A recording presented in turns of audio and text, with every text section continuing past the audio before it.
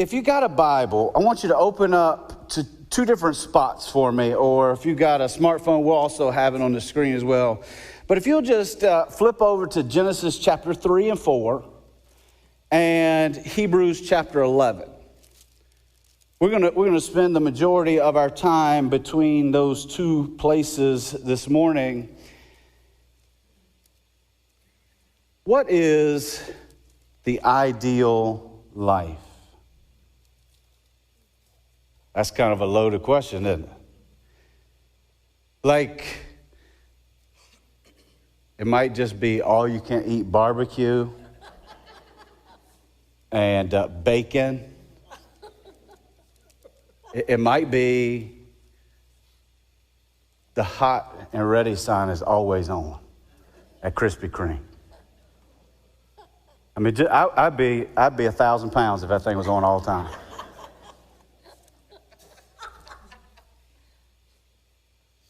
But you know, when we talk about the ideal life, oftentimes this thing called the American dream comes up. And so the American dream is kind of like this ideal that opportunity is available for all, and that you can reach any aspiration or dreams or goals that you might have. And I think, like, if we just break it down in common everyday terms, those types of things, that we're looking at the American dream, it might be this idea that we have a amazing spouse and we've got two amazing kids, both of us have amazing jobs. We've got our house with our little white picket fence. And everything is just perfect, so to speak. Back when I was in high school, they used to have these things called yearbooks. I don't know if they still have those or not. But it had yearbooks, and the yearbook would have all the pictures and all those things from activities and everyone's individual photo from the year, right?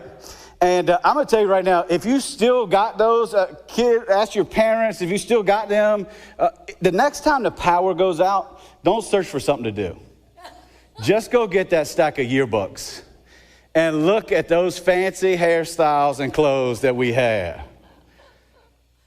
But you know, one of the greatest parts about getting a yearbook back in the day was you would get your yearbook and immediately you get an ink pen or Sharpie or whatever it was, and you walk around to all your friends and people in school and you get them to what? You get them to sign it. Now, sometimes you would just sign your name, and other times they would write little notes in there like, oh, we're the best friends ever. You ain't spoke to that person in the last 25 years, right?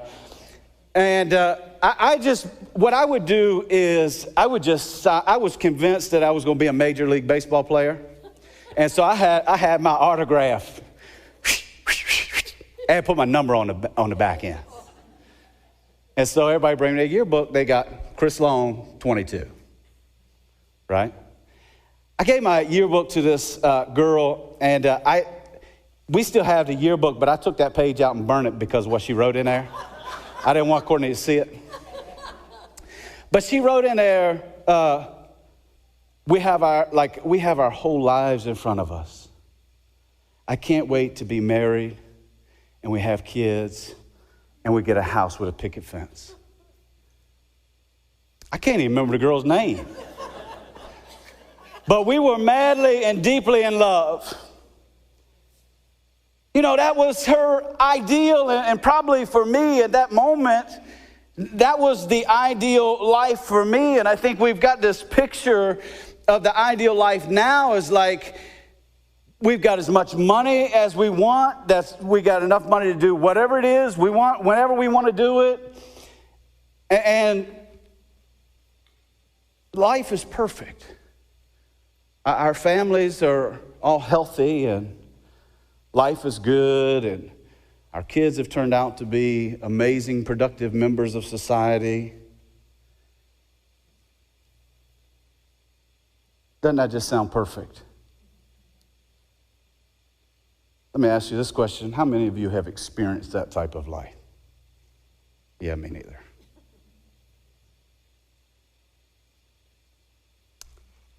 Is life today what you dreamed it to be when you were younger?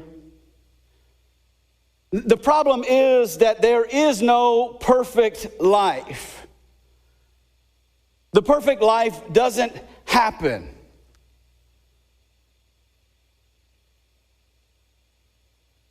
You see, we live in a place where we've got regret. We regret decisions and things that we've done. We live in places of anxiety where we're worried about tomorrow or the next thing or the next thing. We live in a place of failure. We live in a place where we're victims. Life is not always unicorns and rainbows. We know that because we've experienced life, haven't we? John chapter 16, verse 33 says this, I have told you these things so that you may have peace. In this world you will have trouble, but take heart, I have overcome the world. That's how it's been since sin entered the world. You see, life is not perfect, and it all started back in Genesis chapter 3, and we see it play out in Genesis chapter 4. Go over with me to Genesis chapter 3. I'm going to start in verse 1. Now the serpent was more crafty than any of the wild animals the Lord God had made. He said to the woman, did God really say, you must not eat from any tree in the garden? The woman said to the serpent, we may eat fruit from the trees in the garden, but God did say, you must not eat fruit from the tree that's in the middle of the garden, and you must not touch it, or you'll die. You will not certainly die, the serpent said to the woman. For God knows that when you eat from it, your eyes will be open, and you'll be like God, knowing good and evil. When the woman saw that the fruit of the tree was good for food and pleasing to the eye and also desirable for gaining wisdom, she took some and ate it. She also gave some to her husband. Oh, she was in the giving mood. Who was with her, and he ate it. Sin enters the world in that very moment where they exchange the truth of God for a lie. And where that leads is to Genesis chapter 4, starting at verse 1. Then Adam made love to his wife Eve, and she became pregnant and gave birth to Cain. She said, with the help of the Lord, I have brought forth a man. Later she gave birth to his brother Abel. Now Abel kept flocks, and Cain worked the soil. In the course of time, Cain brought some fruits from his soil as an offering to the Lord. And Abel also brought an offering, fat portions from some of the firstborn of his flocks.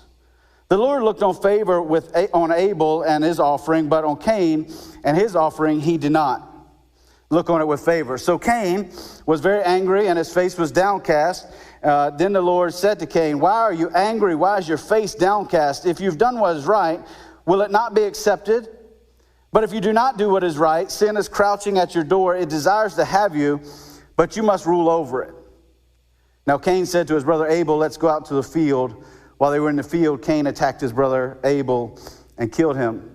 Then the Lord said to Cain, where is your brother Abel? I don't know, he replied. Am I my brother's keeper? The Lord said, what have you done? Listen, your brother's blood cries out to me from the ground.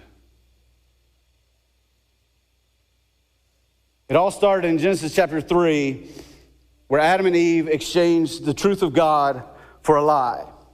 It plays out in Genesis chapter 4, where we see that sin leads to death. Now, if we slide over to Romans chapter 5, down to verse 12, it says this, Therefore, just as sin entered the world through one man and death through sin, and in this way death came to all people because all have sinned. Romans chapter 3, verse 23, for all have sinned and fall short of the glory of God. We're all sinners. Sin always leads to the exact same place. I don't know about y'all, but it's warm up here. Ephesians chapter 2, starting verse 12.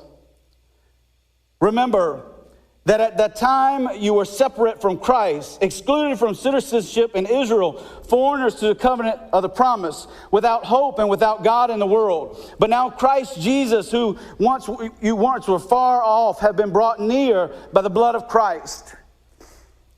Folks, from the very beginning, from Genesis chapter 3, when sin enters the world, it leads to the exact same place. It leads to death, just like it did in Genesis chapter 4. And Scripture's plain to say, not only is that true for Cain and Abel, for Adam and Eve, it's true for you and I. Sin leads to death, and without Jesus, there is no hope. The only true way to live is to be people of faith, to live by faith and not by sight. And that's what we see play out in Hebrews chapter 11. We're going to spend the next 17 weeks looking through Hebrews chapter 11 and these great people of faith who lived out life. And we'll take a couple-week break there to look at the greatest example of faith in Jesus, right? We'll do that for Easter. But we're going to take those other 15 weeks and just kind of work our way through Hebrews chapter 11 and these great men and women of faith who live by faith and not by sight. Because that's what God's asking you and I to do. You see, I think what God would say is the ideal life is one that's lived by faith. It's not this perfectly paved road, and it's not all this wealth and health and all those things. I mean, don't we all wish that we had lives where bad things didn't happen? I mean, if you ask the people of Ukraine, I bet 2 weeks ago they thought, this would never happen. They were living lives, they were doing their thing, right? And now their world is in turmoil. 2 Corinthians chapter 5, starting in verse 5. Now the one who's fashioned us for this very purpose is God, who has given us the Spirit as a deposit, guaranteeing what is to come. Therefore, we are always confident and know that as long as we are at home in the body, we are away from the Lord. For we live by faith, not by sight. And if we're going to live by faith and not by sight, we better know what faith is. Hebrews chapter 11, starting in verse 1. Now, faith is the confidence in what we hope for and the assurance about what we do not see. This is what the ancients were commended for. By faith, we understand that the universe was formed at God's command, so that what is seen was not made out of what was visible. He says, listen, it's the confidence in what we hope for. It's been tested and approved. We can be confident that what God said is true. We can have assurance in what we do not see. Adam and Eve traded their assurance in the garden, and it led to death. And folks, if we continue to trade the truth of God in for a lie, it will lead to death for us as well. When we live by sight, only trusting ourselves, it leads to death. We've got to be people who live by faith. Here in just a moment, the praise team is going to come back up and they're going to lead us in a song called Make Room. And it's this idea that we'll make room for God to do whatever He wants to do. That's living by faith. I want to take just a brief moment to close this message with this idea. I don't know about you, but Satan has continued to lie to me over and over and over. And there are moments in my life, even to this day, where I trade the truth of God in for the lie that Satan tells me.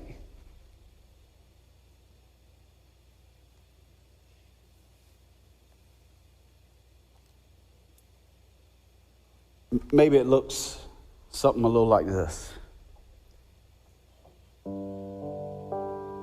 You see, what Satan tells me is you need to live in regret. Satan reminds me of the bad choices and the things that I've done and tries to keep me captive in a place of regret. But what God tells me is to relish in the fact that I am loved and I'm his child. Satan reminds me that I'm a failure, that I have traded the truth of God in for a lie. And Satan tries to keep me in that spot of failure so I can't go on. But what God says is that I'm fulfilled.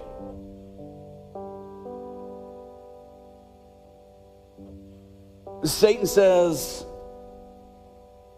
that I live in a place of anxiety. But what God tells us is that we can live in peace.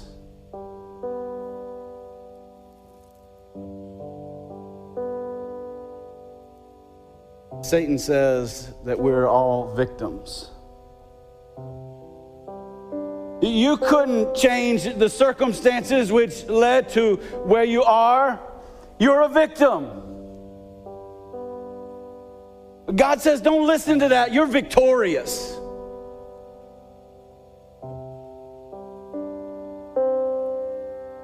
Satan says, not only have you have sinned, but you keep sinning. But God reminds me that I'm loved and I'm saved.